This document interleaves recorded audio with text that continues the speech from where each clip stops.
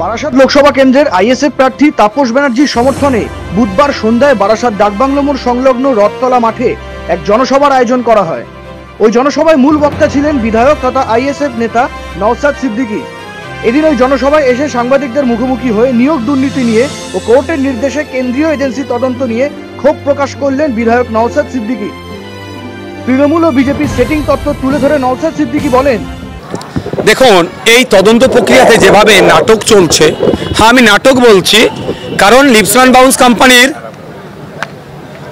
অফিসে গিয়ে রেড করার সময় তার কোম্পানিতে যেভাবে 14টা ফাইল ডাউনলোড করলো, সার্চ ইঞ্জিনে গিয়ে যেভাবে সার্চ করলো, এর থেকে তো আমাদের কাছে একটা জিনিস স্পষ্ট যে তদন্তের গতিকে রুদ্ধ করা হচ্ছে, বিপথে পরিচালিত করা হচ্ছে।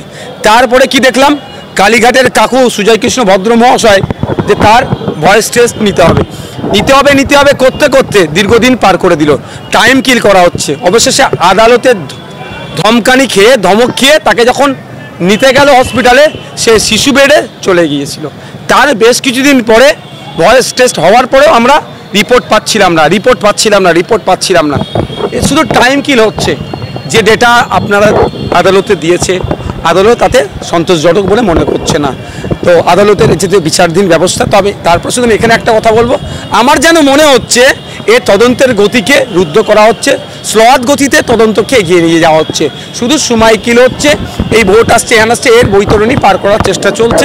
কোনো জায়গায় যেন একটা কিছু সেটিংয়ের একটা গন্ধ পাওয়া যাচ্ছে।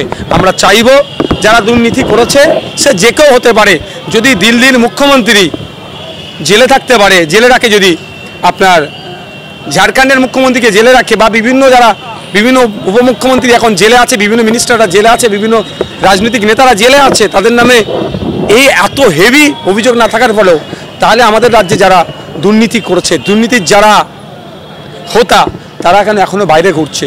যারা দুর্নীতি করেছে তাদেরকে দ্রুত জেল হেফাজতে নেওয়া হোক।